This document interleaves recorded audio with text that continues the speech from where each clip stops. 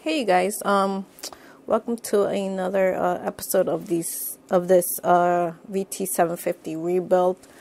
Right now I just rejetted the carbs to my bike because, as you can tell, I got my new exhaust system, and yeah, they're black. And they're mounted right now, and I started the bike before and they sound really good.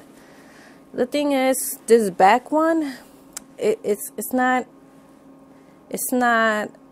parallel how the front one is. I don't know if you can tell, but this one is like aiming a little bit downwards, and that's because yeah, it's really close to this swing arm right here, and I mean, it's still it works and it sounds really great, but just that, like, it really bothers me that it's not straight, like parallel. It's a little bit, it has a slope to it, and it really bothers me. Like, I can't get over it. Like, I was thinking of maybe even like switching my vt500 tires to and switching this out, because these are actually a 15. Well, there's a difference, but the other ones, like the swing arm would go a little bit higher, and it would give it clearance for that for this exhaust to be just parallel. And the thing is, the vt500 rim is a little bit thinner than this 750, and yeah, so I thought about that, and that just that's not gonna work. It says right here, when I purchased it, it said that they're it's a Mac exhaust system, but I'm starting to question if it's actually a real Mac product, because the way it's not fitting correctly on this bike. But I mean, I could leave it like this and it'll work. It's just that the way that I look at this is like, it's like that front one is great. The back one is just slightly it's not straight, and I'm just really particular when it comes to stuff like that. But I mean, I guess I'll have to live with it, because I can definitely return these, but I just like the sound of them, and I like the black look. So I'm just gonna have to leave them like this, I guess. I'm gonna try to tinker with them, see if I can get it straight, but I really don't think they'll be straight. I did purchase this sissy bar. It's from my vt500, and this is one thing that I for sure wanted to add to the 750.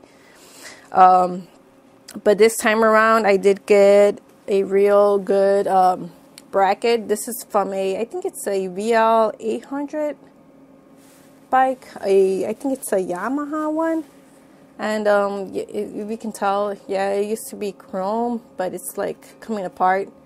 So I'm just gonna be gonna try to scrape this out and get it prepped for a black finish, because I want to get it black, because yeah, pre-chroming stuff is really expensive. I would just get that black.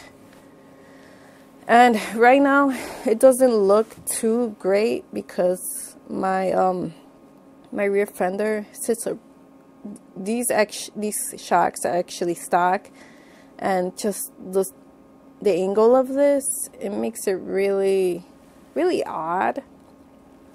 Like when it comes to me, like, lines are really, like, they have to be perfect. Like, I used to study architecture, and when it comes to lines, like, they have to be perfect, and like aesthetically, like for example, this and not being parallel, like how this is, it really bothers me. And right now this is also bothering me.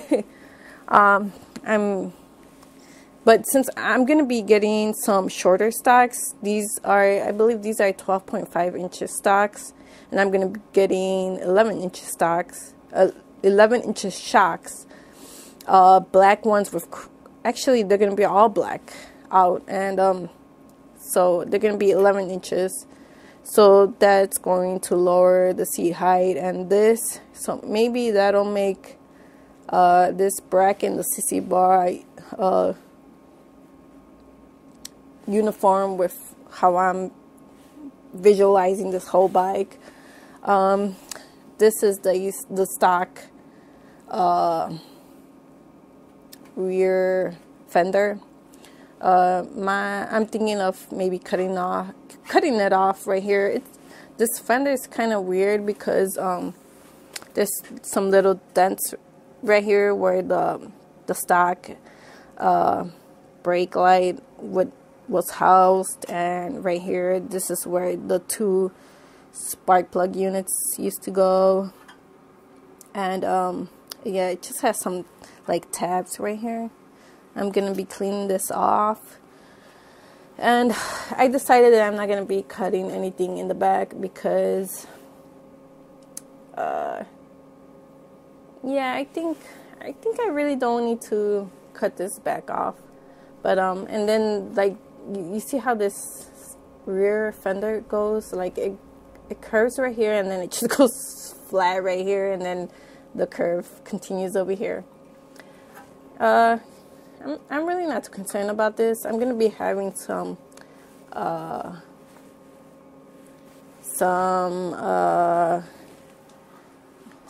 side bags right here, so that'll cover this up right here.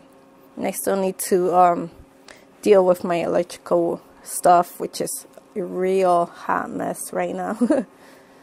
But yeah, I just rejetted the carburetors, and it's really cold right now. Like right now I'm talking, like I can see my breath. Like it's probably like 28 degrees right now, and I try to start the bike up, it would not start.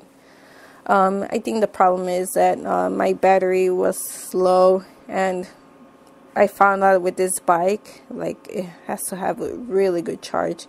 And then that's not even I still haven't put the real battery that's supposed to go here. This is still that battery that I bought the bike with. So I'm trying to charge up the battery. I want to run the bike so I can see how it reacts to the new jets. And I did buy new of these master cylinders for the brake and for the clutch. They're actually right here. So when it comes to these, sorry, let me put this down.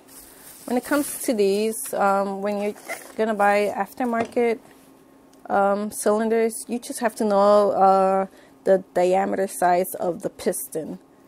So I found out what was that, and look at this. This is awesome. This is for the clutch. Is it for the clutch? Yeah, this is the clutch master cylinder. And the cool thing about this is when I install it on the handlebars, you'll see how that master cylinder right here is going to be parallel, and then these you see how they're down in an angle because they were meant for the stock handlebars, but these are going to be for aftermarket handlebars, so they're going to be sitting parallel. It really doesn't matter if they're parallel or not because these are hydraulic brakes and clutches, so you can if these were still working, like if they weren't so crusty and this screw didn't get stuck right here, I would still go with these. But as you can see, like these are just really crusty, and I'm sure they're from '86.